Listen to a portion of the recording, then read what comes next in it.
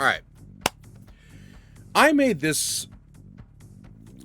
almost this exact for fuck's sakes, brother. The video just started and I'm already stumbling my words. I can read, I promise. I made almost this exact same video over a year ago. On May 22nd, 2025, I released the Spirit Analysis. You can still go watch it. It's still up on this channel. It was one of the last videos I'd make before going on a year-long hiatus from Dead by Daylight in general.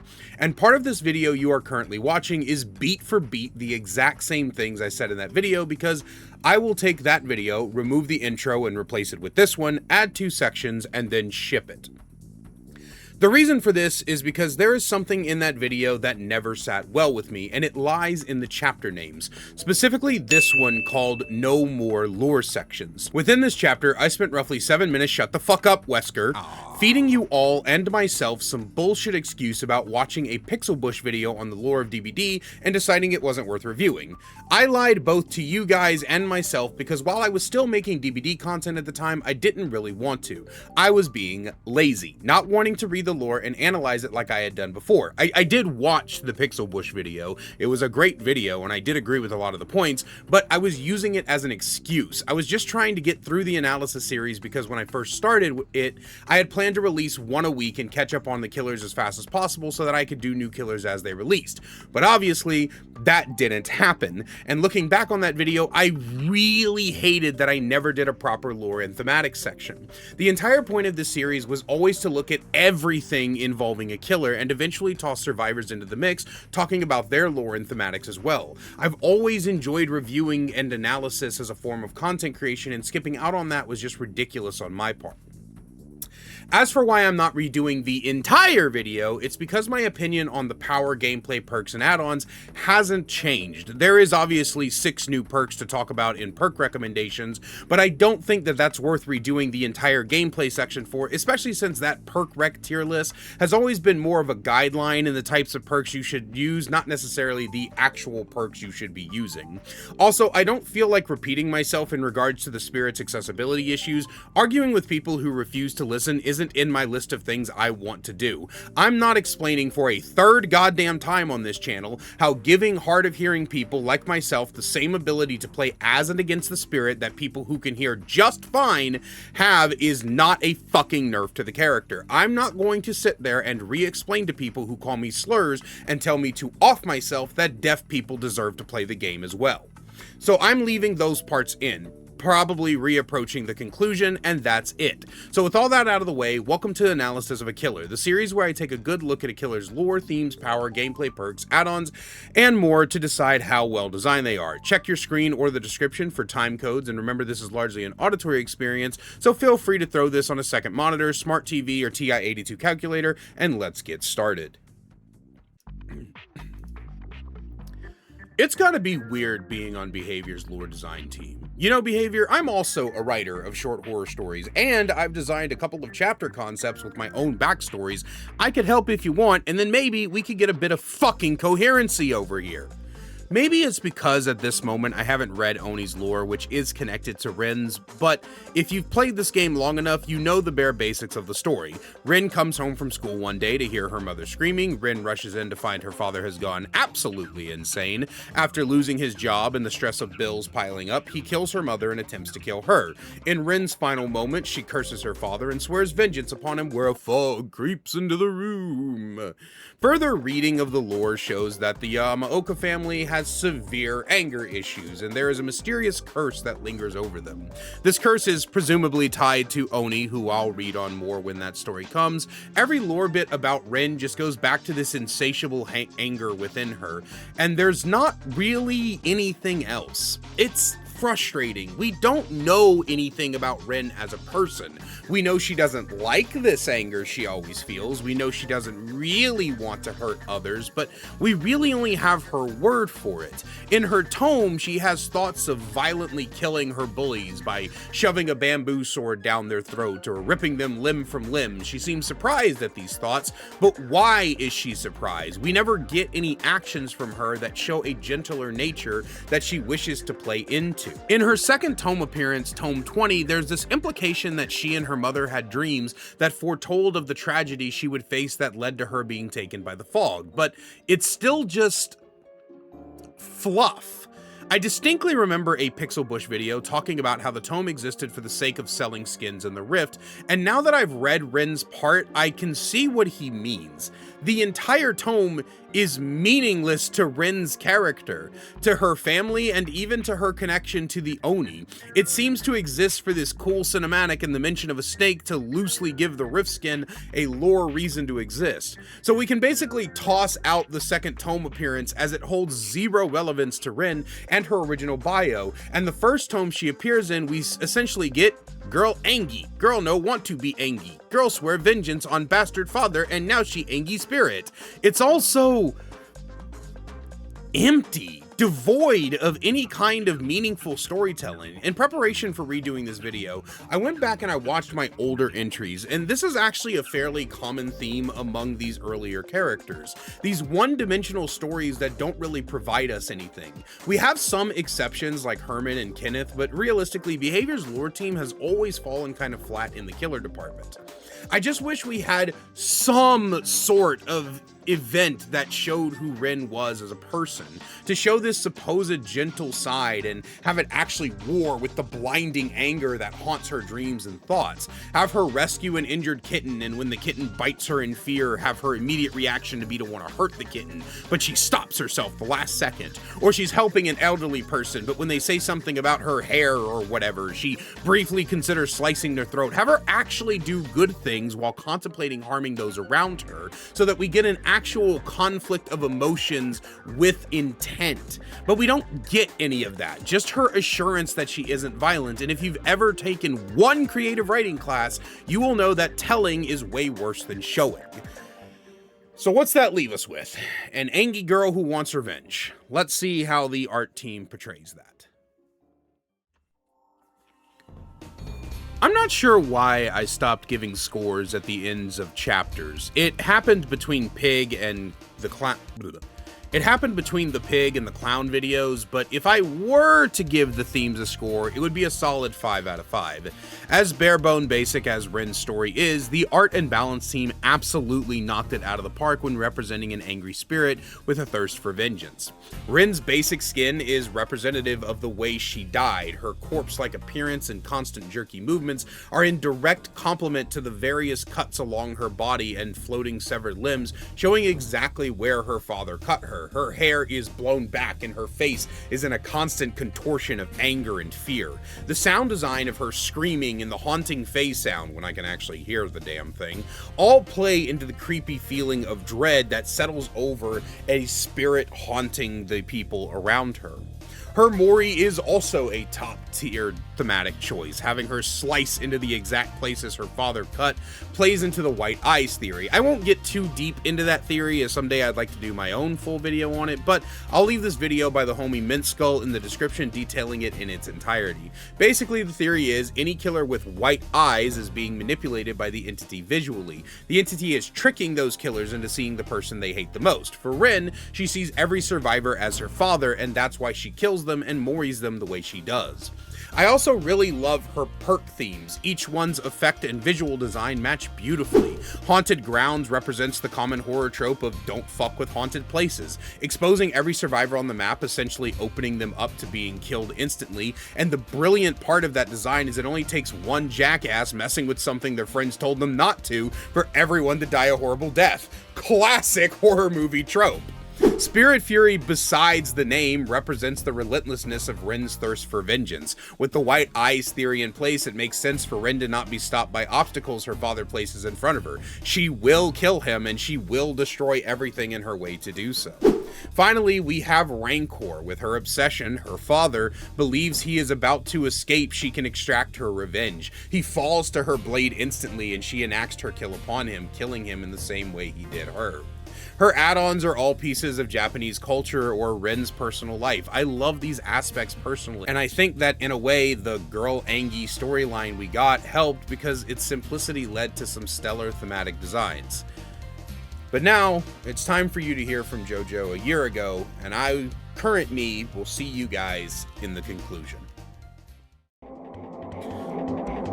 The Spirit's power is an accessibility nightmare. Your power is the phase. Hold right-click to charge and enter the phase. During the phase, you are invisible to survivors, and all survivors are invisible to you. You are also undetectable while phasing. Outside of your phase, you move at 110 speed, and have a 24-meter terror radius. Inside of the phase, you move at a staggering 7.04 meters a second, which is 3.04 meters per second faster than a sprinting survivor. This allows the Spirit to have very fast and efficient chases, assuming survivors don't make it to a safe pallet or god window. Allowing the phase timer to end or letting go of right click brings you out of your phase, allowing you to instantly swing, and the best, or worst depending on who you ask, part is that your phase hits count as M1 attacks, opening an assload of perk synergies unavailable or harder to implement in the kits of most other killers who sit above her on the tier list, but we'll get to that a little bit later. And I think that this is fine. While Spirit's chase is insane, I think removing her ability to M1 with the phase hit would be a massive hit that she doesn't really need. What she does need, however, is for there to be some improvements to the accessibility of her power. Cast your minds back a paragraph and a half ago where I mentioned that both you and the survivors become invisible to each other during the phase. This means that both of you are relying on sound, and not just any sound, directional sound. This means that if you are hard of hearing in any capacity, like for example, randomly off the top of my head, completely deaf in one ear, and have been since birth, like your favorite DBD tuber, no, not Otts, me. I meant me. Assholes. Then you'll find both playing as and against this killer to be an absolute nightmare of a time. Now, after hours of practice, I did come up with ways that I can kinda, sorta, maybe a little bit get through playing the Spirit, which I have made an entire video about. But that doesn't change the fact that I am playing a significantly weaker version of her simply because of the fact that I can't track audio. I have to rely on scratch marks, which makes her most common counterplay, i.e. walking and move slowly to try and minimize the sound you make, even more effective against someone like me. On the survivor side, however, I regularly die insanely quickly because if the Spirit approaches from the right, I'll have no way of knowing and will often get yoinked off of gens, downed while healing, or just straight up be surprised upon rounding a corner while she's phasing for map traversal. It's insane that I lose not because of any lack of skill, but because of a disability I've had since birth.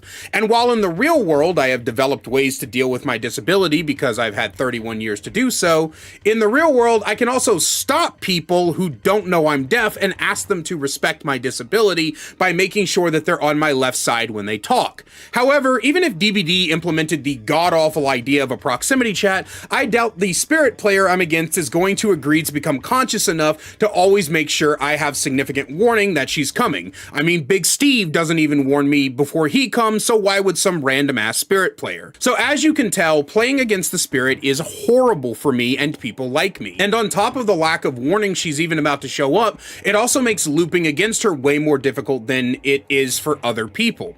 You see, many people aren't aware that Spirit's phase sound being directional means you can actually use that to play around her in loops. You know when the Spirit is coming from a certain direction because you can hear which direction she's coming from. Most players don't know this, however, because most players use their TV or computer speakers, have music blaring or talking to their friends, or they're wearing Dollar Tree headphones. All these can be rectified by the average person, but there is nothing that I can buy or do to change that I cannot hear which direction she's coming from. If I hear the phase sound at all, I can assume the left or left-ish area, but if she's at an awkward angle, then the sound can come from both sides at the same time, while being louder on the side she's actually coming from, which doesn't help me at all. It's a genuine problem, one that would be solved by adding simple visual indicators for both players, or even making it act more like, say, Wraith's invisibility, where both players can see shimmers within a certain range if they look close enough, allowing the Spirit to still have this fully counterable dash attack, but allowing people who can't fucking hear well to also play the video game.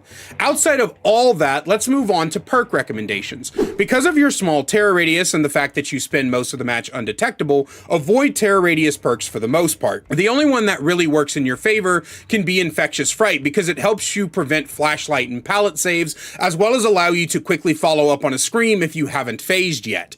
I tend to lean toward M1 perks because they are very good on her. Things like Save the Rapid combo or in Starstruck work extremely well. Also, I like info perks because you can use your face to quickly close distances, and outside of that, it's your basic high tier perks that work on most killers. I personally use Strider because of my hearing, but if you can hear well, you don't really need it.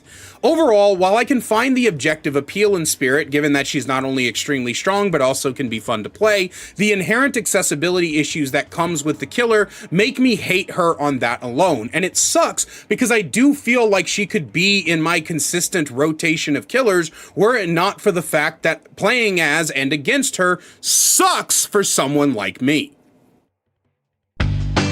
The Spirit's perks are probably some of my favorite perks in the game, not for their individual power, but because each of them has such an amazing synergy with other perks on the roster that they can often be considered cornerstones in some builds. Spirit Fury is one half of the Enduring Fury combo. After breaking 2 pallets, the perk fully charges, and the next time a pallet would be dropped on your dome, it automatically breaks. However, you are still stunned for the entire duration. This would be a fun perk by itself, but what makes it even more fun is combining it with the Enduring ability from Hillbilly, meaning not only are your stun times super short, but you oftentimes recover so fast that before the survivor finishes their animation of dropping a pallet on your head, you're already on their ass hitting them. I really love this perk. It's so fun, so well designed, and you can kind of see it coming, and it's got decent counterplay once you know the killer has it. Next up is Haunted Grounds, one of the 2 hex perks in the game that are actually meant to be cleansed. Haunted spawns 2 totems, and when one of them is cleansed, they both disappear and every survivor on the map becomes exposed for 60 seconds. Combining this with Undying causes multiple instances of exposed, and combining it with Retribution, the other hex perk that's meant to be cleansed, means not only do you have the whole squad exposed, but you also know where they are, so you can go down them. I personally thought you could lower the exposed timer to 35 or 40 seconds, then allow the perk to proc twice without the need for Undying, but maybe that's just me. Overall, I really love this perk because I've always loved the concept of trapping my opponents in video games. It's one of the reasons I'm such a big advocate for the trapper to get some meaningful buffs so he's not so shit to play, because then he would truly become one of my mains. I love trap-based and stealth-based gameplay, and this is one of those things that I wish they would do more often with hex perks. I want more hex perks to be something that cleansing it seems like a bad idea. Finally, we have the meme perk of meme perks, Rancor! Whenever a generator is completed, you see the location of all survivors on the map, and the obsession sees your aura. When the exit gates are powered, the obsession becomes exposed and moriable regardless of their hook states. Not only is this fucking funny, but also you can put it in a build around perks that swap the obsession around and play a game called Rancor Roulette, which is even fucking funnier. All around, fantastic design, no notes. Finally, we get to the add-ons. Now, I released a poll asking you guys if you wanted me to return to explaining each and every add-on individually like I used to in the old days, or continue with the current format of showing a tier list, and then if any of the add-ons are particularly notable, talk about them specifically. You guys voted for me to keep doing the same, so that's what we're going to do. What surprised me the most about the Spirit is how her add-ons are just really fucking good. The Spirit's power is strong enough on its own, but when you take into account how most of her add-ons buff essentially every bit of the kit, it becomes a bit ludicrous. I'm not saying she should have bad add-ons, I don't think any killer should, but like I've said in the past, I think add-ons become much more interesting and shine much brighter when they add something new or interesting to the power. Unfortunately, all of the devs could come up with for interesting add-ons were ones that give killer instinct when you're already on top of the survivor, or blocking vaults where the husk is, which the survivors will never be near of ever.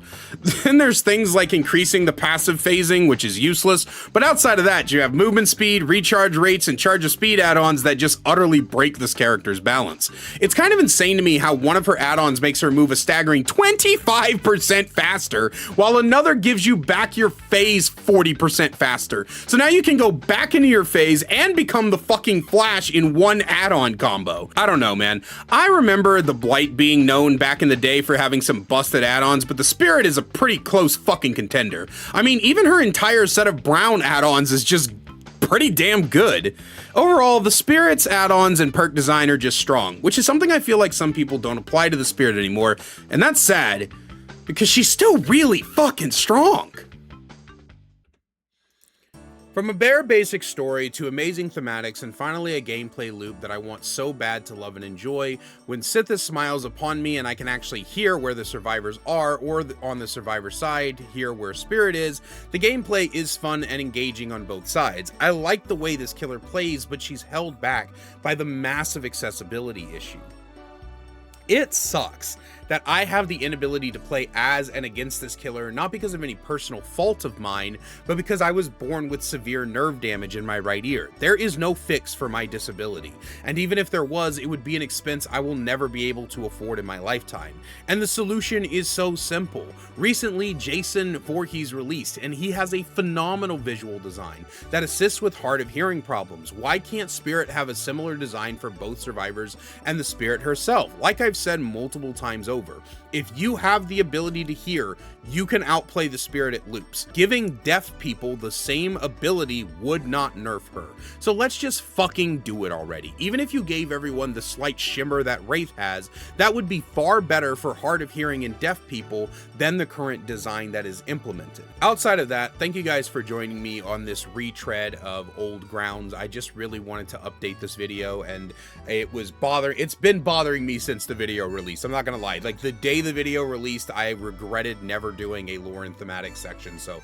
I'm glad that I finally got off my ass to do it. Up next, the Legion is coming. I already have all the games recorded for their video. I just have to actually sit down and write the script, so that's gonna take a while, but I do appreciate it. And as always, a great big special thank you to my channel members listed on screen now. If you want to find out how to become a channel member today, get awesome perks like seeing videos early, merch discount codes, and more, then please click that join button down below. I love you guys so much, and I will see you in the next one.